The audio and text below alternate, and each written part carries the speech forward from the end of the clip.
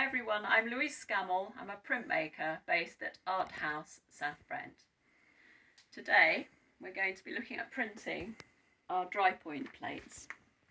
This is my finished plate, and yesterday I showed you how you could use a light to help you see the marks you've made, and we talked about using the light in your phone.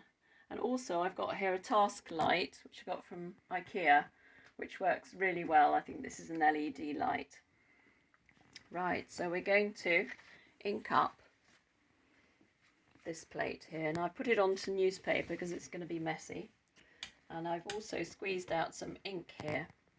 This is an ink which comes from a company called Cranfield, and they are actually oil-based, but they are washable.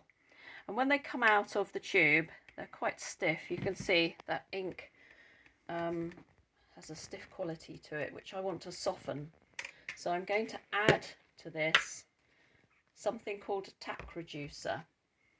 And I'm just going to use a small spatula to take a little bit of this out. And I'm going to mix this into the ink, which will soften it and change the viscosity of it. It makes it much looser. I don't know if you can see that, but the ink has loosened up, and that's what we want. We want that nice looser quality to work into those very fine marks you've got on your plates. So now I'm going to take a toothbrush. There are different ways of inking up. I find this is the best. You don't want to damage the marks you've made on your block because they are a little bit fragile. The burr is only a plastic burr, and if you scraped anything across that plate you might damage it. But by using a soft toothbrush, which I reuse time and time again, you can work the ink into those marks quite successfully. I'm being a little brutal here because I'm trying to get it done quickly, and I'm covering the entire plate, and I might just turn it round and work more ink into every little scratched mark that I've made. And turning the plate round sometimes is quite useful because the angle you're pushing the ink in is important too. So now I've got that completely covered, I'm just going to show you how to wipe the plate. Now I've got here something called cloth chiffon. This is made by a company called Scott, and you can buy this in DIY stores. There's a big one in Newton Abbot. You can get this. I'm not going to mention its name. And I'm using here a cork block, and I've added some foam on the surface. This foam has a little give in it, which is quite useful when you want something that's fairly soft but can work firmly on a flat surface. And I'm going to cover my block. Actually, I'm going to use two pieces, so I find this works best. Two pieces of this paper wrapped around the block. I haven't done that very well, have I? There we are. That's better.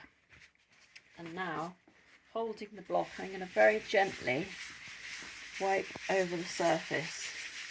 Initially you don't see a lot happening, and then suddenly you'll see the marks revealed. And this works quite quickly. Yeah, that seems to be working fine. I'm just going to turn this piece round so that it's got another clean side to work with. And there we are.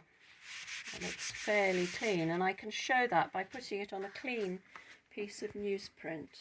You can see there those rich black marks, and I've also got another trick to clean up any little areas that you're not happy with.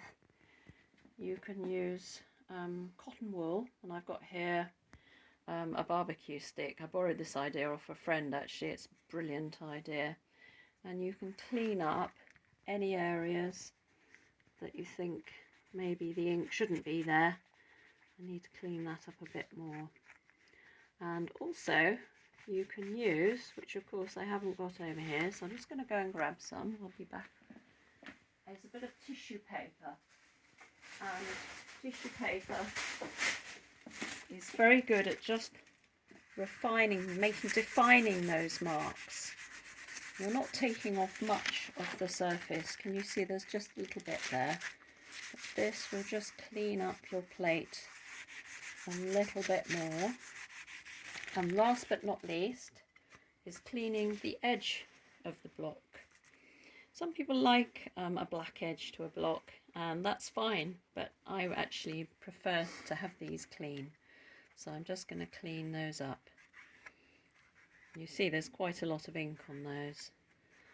These edges have been beveled with a scraper so that they're beveled at an angle of 45 degrees, and I'll talk about that when we take a print of it, which will be at the next stage. Okay, bye for now.